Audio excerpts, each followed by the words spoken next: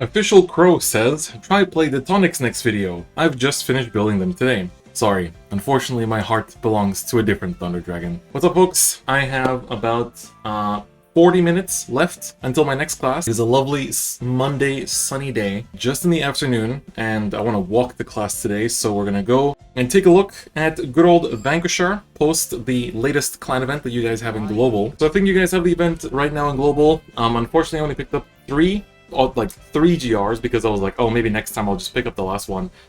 So we're gonna play with two. So let's take a look at the deck and talk about it a little bit as usual. So I've made some changes in terms of the grade 1 and grade 2 lineups as well, but mostly things have kind of stayed the same here and there. Also, we now in JP have 12 card G-Zone, so things have changed a little bit. Sorry, it looks like every time I want to record these kind of videos at this point, I have to like restart my laptop in order for it to just kill all background services and all background processes in order to actually not lag my footage. So let's talk about the deck as intended. So as you can see, a lot of things have not really changed in terms of the main deck, and as I was saying, we now have a 12 card G-Zone in JP, so it does mean it's a bit different from English, but if you're still playing an 8 card G-Zone, I would say play 2 Voltages, 4 Conquests, and then probably either like 2 Zoruses or like 1 Zorus and 1 Messiah if you're still afraid of the Link Joker matchup, but I feel like they become more and more infrequent, so I don't think it's really that, like, you don't need to be as afraid of it anymore. The main deck has mostly stayed the same. The new adaptation has been the Rock Climb Dragoon, who says GB1 when placed on rear, Vanguard is a grade 3 grade Vanquisher, combos 1 +1, and randomly retire one of your opponent's rear guards, and then you bind a card randomly from opponent's drop zone, and then for that turn this gets plus 2k, so it's a nice solo attacker if you don't draw into your boosters, just like Chatura basically. And I've adapted playing some of the, just intercept sealers, because normally this slot would be for the resists, and I've cut the resists now because essentially most of the meta is just Bloom, and so you don't really, like, not Bloom, but like it's all just 3, alright? So you don't really need the resist as much anymore. So you can definitely experiment with that slot a bit more, like the grade 2s are definitely quite flexible. I think this is also quite nice because there is quite a lot of annoying back row that you can take care of in the current meta. And I know some people play, I think I saw Zura as well playing the grade 1 intercept sealer in this slot as well, but I still like the Chain Bolt because I only played 2 of the voltage, and so I want to have more ways to bind stuff in order to actually have a big voltage turn for when I go into it, because it's like that precious, right? So usually that's only going to be like my 3rd stride or something, because usually we're going to go into Zora's 1st stride and then go into Conquest 2nd and then maybe go into voltage on 3rd. And then I still play the Vermilion Legion because that's our way to get over resist, and you know, it's also just a nice way to actually try to counter the Asha matchup too, but at least an extent. But I know people play other legions in this slot as well to try and kind of counteract that. So let's play a couple games. Let me change my G-Zone sleeves. I just noticed that these are still default. Alright, that's better. So let's go play a couple games. Hopefully the footage does not lag too much, because I know that it's been having a bad habit of lagging at times because of my, weak ass laptop that I use for recording these. So we're playing against New Nectar, game 1. That's not exactly a surprise, I would say. Not exactly a surprise. Let me lower the volume a little bit because it's really loud on my side, and gonna get a bit obnoxious. So we open a Stride Fodder, Vermilion Legion, but overall not too much worth of value otherwise, I would say. So let's try to actually draw into the Vanquisher, which we do, which is good, and then see what kind of... I'm guessing this is Asha. You don't normally see grade 3 Searcher being played, but I wouldn't be surprised if it is. So let's just play with that assumption. Play with that assumption, imagining that it's going to be Asha, right? Because that's a deck that you were always going to be running into, and I think you guys in Global in particular are going to be running into, but looks like it's Musketeers. Okay, so the starter was not actually bait. It is indeed Musketeers, which is interesting. Alright, yeah, this is full on Musketeers. The G-Zone's full too, damn, okay. I mean, let's see it. Usually this deck is very aggressive. It did manage to top in a 0 CS, not this season, but in the past. So it's not entirely out of pocket. So let's just swing, get some damage in. Sorry, it's like really warm, so I'm like slightly sweating. Just because it's like, it's been really weird weather here in Tokyo lately. Like, we started off with like pretty nice weather, and then it rained a whole bunch, and then now like it's starting to not rain as much and like slowly starting to warm up into the summer. So I'm bracing myself for some hot weather coming up, so yeah, it's already pretty hot, to be honest. I might have to turn on the AC after this game. Alright, my opponent's gonna farm a bunch, use Rebecca, call Rebecca, making 14k columns, which is pretty good. So 9, 14, and 19, like, that's literally what you want to do with this deck. Like, just go ham on the aggression and push your opponent before they can even do anything. Luckily, I get a defensive that counteracts that a little bit. And my only grade 2 is Chatura, which is a little bit unfortunate, but I guess we'll work with it for now. Okay, right Vanquisher. Full Chatura, and then I would say we make this. And then we just fight the columns like this. Only gonna confirm 1 damage here, but that's just how it is. That's one of Musketeer's strong parts, is that they can really set up a strong board very early. We get a heal draw, which is good into our 3rd PG in hand. We also have a heal guard in there as well, so that's pretty good. And then 21 to the face. This way we're equal on damage, so that's pretty good. And then now, I mean, my opponent gets first stride, which is kind of annoying. And I'm curious to see what grade 3 they're going for, because... I mean, I'm assuming they're not going to just hop into Asha here. Yeah, no, they're going to go into Vera, which is interesting. Vera skipping the stride phase, so gonna choose to just go for the Legion, I guess. I mean, that's fine. Are there any strides that benefit being in Legion state, though? I don't think they've given that kind of new Nectar support yet. So I guess let's see. Ooh, that's pretty strong. Oh wow, Sylvia into Antonio. That's... oh no, not Antonio. He's, Kaivant. Antonio the 12k attacker, I think. Alright. Kaivant into... Mirka. PTSD. You're Antonio, right? Yes. No, you're Augusto. Which one was Antonio? I swear there was an Antonio in here. Alright. Vera's gonna Legion. So I guess you just want to be doing that instead of striding first. I mean, it's fine. Probably the most aggressive choice you can get, because I think this gives you a power-up. Yeah, it gives all of your Musketeers +3. So I guess to push a lot, then I get to push me to 4 as well, which is pretty strong, and if they check a stand, that's even better. Get the heal, which whips. Could have attacked with Vanguard first, would have not whipped. So alas, slightly punished. Okay. We get a heal too, so we heal down to 3, which is pretty strong. And we have Stride Fodders, so we can drop the Vanquisher here. To go into this... I almost never go into Sparking first Stride, because I only run 2 copies. We're gonna go into you, and I'm gonna use the Vanquisher here. Do we draw into anything? No, we don't.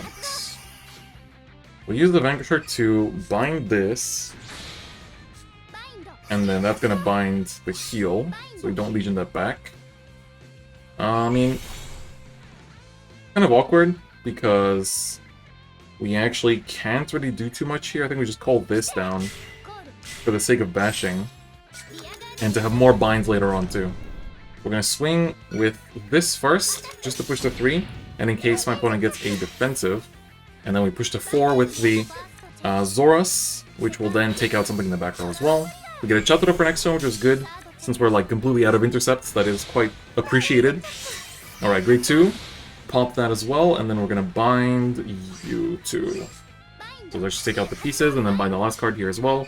Give some power. And then, so I'm assuming that's why the Legion is probably because they know in this matchup they won't get the Legion afterwards. So this is their only shot. So I'm assuming now they're gonna choose to stride. Or re-ride maybe, but I mean you won't be able to Legion if you do. Let's see. They do have a full G-Zone, so it's not like they're just playing half empty. Ooh! Going into the Vera.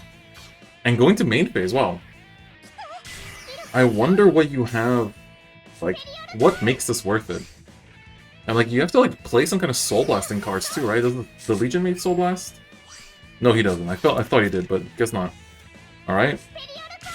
So I guess you're gonna just fill up your drop zone and just re-Legion and swing with big numbers. I mean, to put me to 6, that's pretty good. But I'm not sure if that's the best idea. Okay, popping Intercept, and then there's a 12k attacker. Do you have ways to push? Or is this it? Or did they... What was the point of re-riding? I don't really get it. Maybe my opponent is a, like, content creator, you know? If my opponent's a content creator, they might just be like, you know, I tried to win without striding challenge or whatever. And then this is where we find ourselves. Okay, they're gonna bash with the big attacker here. Take out my heal guard, that's fine. And then take out my starter, which is also fine. I'm cool with that. And then now we just basically make a huge push turn, right? So I think we actually show off Sparking here, which is nice. Dropping the Vermilion, and then basically now we take out the Intercept, and then bind with the grade 1. And then, yeah, we just shut them down, like, feels pretty good, man. So yeah, this isn't all for the on-attack and the thingy. We can use the grade 3 first. I think that's fine. It doesn't really change anything, to be honest. So we're gonna do that. Bind. Then we're gonna do these first, I think. just to get rid of the drop zone. Contents. We can make this column hit for a bit bigger too. Get rid of that, get rid of that. There we go. And then you are gonna do something as well. So that's very nice. Boom, boom. And then... I mean, honestly, we can even... Like, I'm not gonna use an on-hit, and I have 4 defensives in hand, and there's, like, no multi-attack in this deck, so... I think we can just go like this. So swing with this, we get the on-hit to pop off as well to get another bind going. So that's pretty good. My rears are swinging over defensives, which is pretty good. Okay, PG in the damage. We're gonna pop this, bind 2, swing with this, use this. This is gonna take out the back row and bind it. We get even more power, and that's gonna be game. So, I mean, that's just kind of how it goes. You make columns with sparking that cannot be guarded with heal guards, and you just have to PG, and you just win.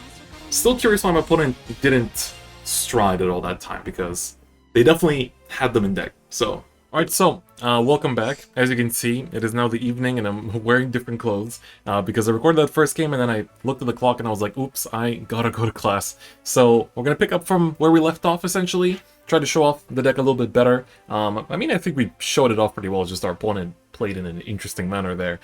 So yeah, let's take a look at another game, hopefully get to show off a good use of the voltage, and just in general the deck performing well, because I think it is pretty strong, but of course when you face resists without the new Cray Elemental that removes resist, it is a bit problematic. And we're going to go against Gurguit, which is, I mean, okay, at least we're going second, that's very important, but Gurguit has a bunch of resists, which this guy might come in handy here. I don't really want to keep him in the opening hand though, not gonna lie. I think we're gonna go for a hard mulligan, keep the PG because Gurguit Stride can just blow through our hand otherwise, so I'm a little bit, or like, just OTKS if we don't have PG, so I want to keep that, just in case. Alright, so, getting into it, I also think the audio might be a little bit low, so let me adjust a little bit here on my side, this should be better. Alright, so, essentially here, our opponent is playing the Lionetter starter as well, which is interesting, because the Lionetter starter does give extra kind of like reach in the late game. I might ride the Stride Fodder, I'm debating.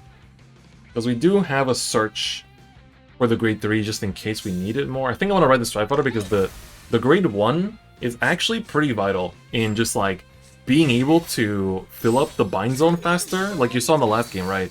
Like, you fill up the bind zone faster, and that way you also just get the numbers to be better. Like, that's simple as it is, right? We whip a heal, which is a bit unfortunate, but I mean, we run Legion, so it's not the end of the world. Okay, riding into Quill, that's fine. God, it looks so nice in 60 FPS. Running the dog, I keep seeing this doggo in a lot of these Gurguit lists. It's just like, on Unites, GB1, it gets 5k on attack. So, that's a nice little card. I guess Gurguit's not out for you guys yet in Global that are watching this, but of course, we'll be out soon in like a week, so you're not exactly like, you know, super far behind or anything like that. I think here I want to go for the risky play and play like this because it's my only intercept, so I kind of want to use it next turn instead. So we're going to go like this, dash into rear. This gives us something to find later on as well. We get a draw, which is good. Into a Rising Phoenix, which is even better. This way we have 2 dedicated boosters in the back. And golds, generally speaking, cannot touch our back row. So, at least in that front, we're fine. Okay, Rise into Gurguit, as expected. Let's watch the animation. You'll get to see it pretty soon. I will be covering this deck. Not the next one, but the one after that. Ooh, double resist front row, you gotta be kidding me. You've gotta be kidding me. That's actually pretty annoying. That's genuinely annoying. Alright, so Vanquisher is not gonna do anything on Stride. If anything, I might want to find one of those Legions at this point. We're already on 4. This is... That being said, this is 2 of 4 2 of 4 resists already out, right? So, that's kind of the good news. That's kind of the good news. So we'll go into an empty Stride. This literally does nothing. We're going to be just bashing into rears. But we do want to set up double intercept because otherwise we're just dead. Like, 2 BGs is good, but it's not enough to hold us down that hard. Let me see what I draw off this Rising Phoenix first. You know, Droppers Gamers. Droppers Gamers, what do we find? Stride Fodder, which is cool. This won't do anything here. This doesn't do anything.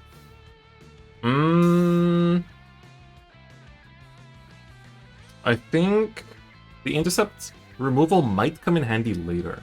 Is kind of what I'm hoping for here. And this is the kind of matchup where, like, in Global you guys don't have Gurguit yet, so, like, the resist does not apply as much. Like, You know, but like here, I wish I was playing the Resist grade 2, because that actually is pretty huge in the Grogrit matchup, since they run Spirit. Alright, so that gets pretty annoying. We hit double draw, we drew a heal off of one of them, which is a defensive at least, so that's kinda nice. They've hit draws in all their defensives, which is pretty good. Okay, we're not gonna hit that, but I'm gonna get rid of these to resist, just bind them while I'm at it, before any kind of recycling happens. So, at least, you know, 2 resists are out. They sometimes run more than 4, but usually it's just 4. Usually it's just 4, so I think we're safe in that front. Alright. Is this man's thing max rarity? Is it really max rarity? No, it's not. Is it? No, it's not. Okay. The dog is not. I was like, the Stride is full rarity, the Gurgit is foil too, but no sleeps, interestingly. Alright. Gurgit skill to call something. Please don't be a resist. I beg you. It's not. It's a Stride fodder, so no... None of the grade 1 that tucks stuff to soul either. Okay, that can actually bash. No grade 1s. I mean, no grade 2s, so... I'm assuming he's just praying to high roll them off of this Stride. So he's gonna push me to 5 with this, and this gives part of the grade 1 in the back. So he's gonna take out a heal guard from my hand. Whips a heal, which is good for me, because I can now bind that. And then a nothing. Oh, but that's an annoying grade 2 he plays. Alright, our second Rising Phoenix is gone, which is fine. We only ever use 1 per game. Unless we, like, loop legions and stuff like that, but now's not the time for that. He flip face up his Gurgit, that's interesting. I mean, that kind of makes sense because, you know, this way you can go into the other Gurgit and then, you know, just freaking already have one face up for the effects. So, doesn't find a grade 2. He can still take out a heal guard from hand, but this doesn't do anything, right? Yeah, it just gets power. Okay, we barely heal guard that. That's good. I think Jeffrey works. Yeah, Jeffrey goes to soul. So that's good, but no intercepts and no resists, which means a full board that I can take out just like that. Rock Climb is pretty cool here too. We're gonna go into Sparking, I think? I think we can go to Sparking. Oh, sorry, into Voltage. Keep saying it. We'll go into Voltage and see if we can draw into a Chatura. That'd be pretty huge, just to like get more draw power out, if possible. Alright, so first, this Voltage won't be super big power until we start putting in the work. So it's gonna retire and bind that, and then I'm gonna activate you to get rid of this, and give you a bit of power to make your 7k booster, and then activate your skill to get the whole thing going. So that's good. No Chaturas is a bit unfortunate, but it's not the end of the world. I'm gonna call down Rock Climb. I don't have Soul, so I can't use it. God damn it. That's fine. I mean, we're still hitting good enough numbers. And so this 24 right now, after hitting, it's going to convert to 26. We can swing with one of the columns first. I think that's fine. No defensive. Swing with this. This way our next column will hit for 26, so it gets over defensive. We get a heal, and we could potentially double heal here as well, so that's actually pretty huge. Okay, no double heals, but it's okay. That's actually fine. Like, the heal is big enough. Like, that barely gets us out of a glorious rating, potentially. No, it whiffed. God, how do you miss the 1 in 3 like that? How do you miss the 1 in 3 like that? Alright, we bind 2, it's fine. This now hits for a heal guard, that's good. So we get that out. And now we pray for no spirits to blast my intercepts, and then we should be able to survive a Glorious Raining, because Glorious Raining bashes into both intercepts, and then bashes, pushes me to 5, and then gets 2 more attacks out, so then we PG both. So we barely survived that, but if he finds a spirit, we're just dead. So yep, gonna go into Glorious Raining. That is the best stride they have for finishing games now. That's what made Gold the scary deck. Not using Gurgit's effect? Okay, so we don't have to worry about removal at least. That's good. So he's gonna bash into both rears here, and then put them back. Are you really gonna put the resist back like that, though? You gonna put the resist back like that, though? I mean, when you have game on board, I feel like you should. But, I don't know. It's a little bit scary. Luckily I have 2 PGs. Like, the 2 PGs are literally what's keeping me alive here. And then, it all depends on if he finds... Oh, he's overcalling? I think he's overcalling. Come on. Don't find another resist, please. Yes! Yes, that's good. That is very good.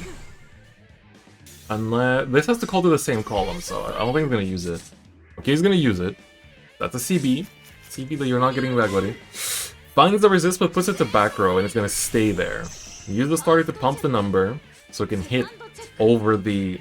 Or... Doesn't... Oh, don't heal, man. Come on. Alright, so now I will be using both PGs. We don't get a defensive either, which is a bit unfortunate. Alright, PG into PG. This is just going to be the kind of tried and tested. Yep, PG, PG. So now, we need to try and finish the game, but we haven't seen a single one of my opponent's PGs, so I'm pretty sure they've got a few in hand. I managed to find one there too, which is good. And now we pray to draw into grade 2s as well. Or one grade 2 off of this, hopefully. Come on. Conquest. Gotta do some work.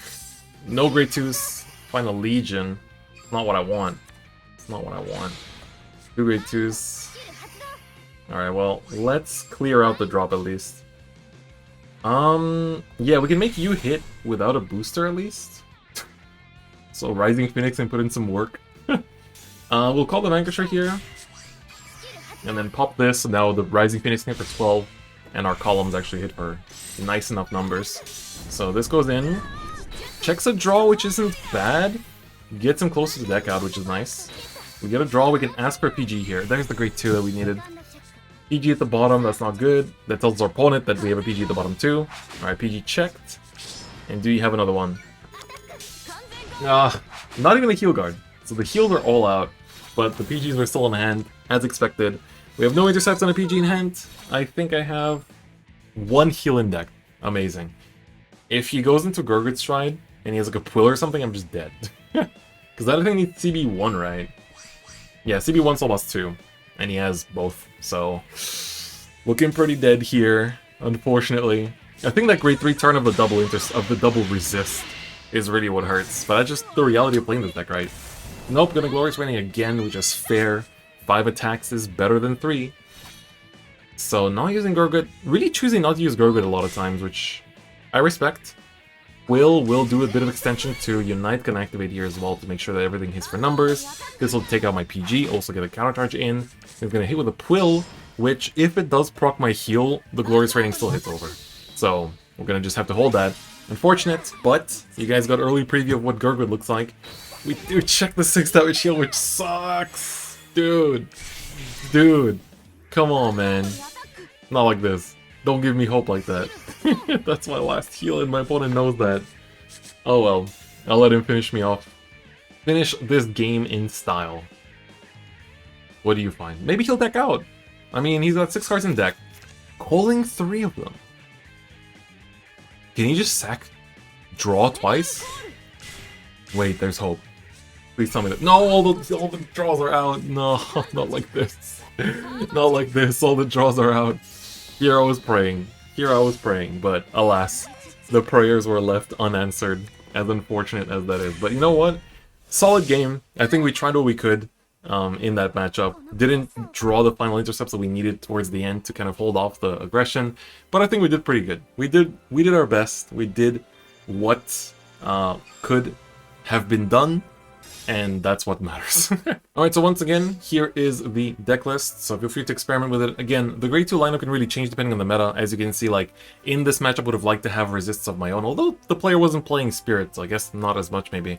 But you can shuffle around a lot of different ratios, like play more rock climbs if you want to, you know, depends on what kind of game plan you're playing for. If you have 4 of the voltage, then you can obviously just like play towards like having, oh sorry, not Vermilion, voltage. Then you can obviously play towards that kind of game plan of like, okay, I'm gonna make really swole fields and just like hit for big numbers, stuff like that. So definitely just adjust the list to your liking, but this is what my list looks like, and I hope that I was able to show it off well enough in gameplay. So hopefully it was useful to you guys back at home as well. Anyway guys, that's gonna be it for today's video. Next second fight will be another red clan. It's gonna be Blade Master, which is really strong actually, very nice. So if you're looking forward to that, there's gonna be Gurgit coming up after that and some other stuff too, so do get excited for lots of nice Zero content. My motivation to play Zero kind of went up again after streaming the game and having a lot of fun with it again. I still wish they would improve things in terms of the game's monetization and, you know, all the other issues we always complain about, but here's hoping, as usual, here's hoping. Anyway guys, that's me for me today. Thank you so much for watching, and I'll see you guys next time. Bye bye.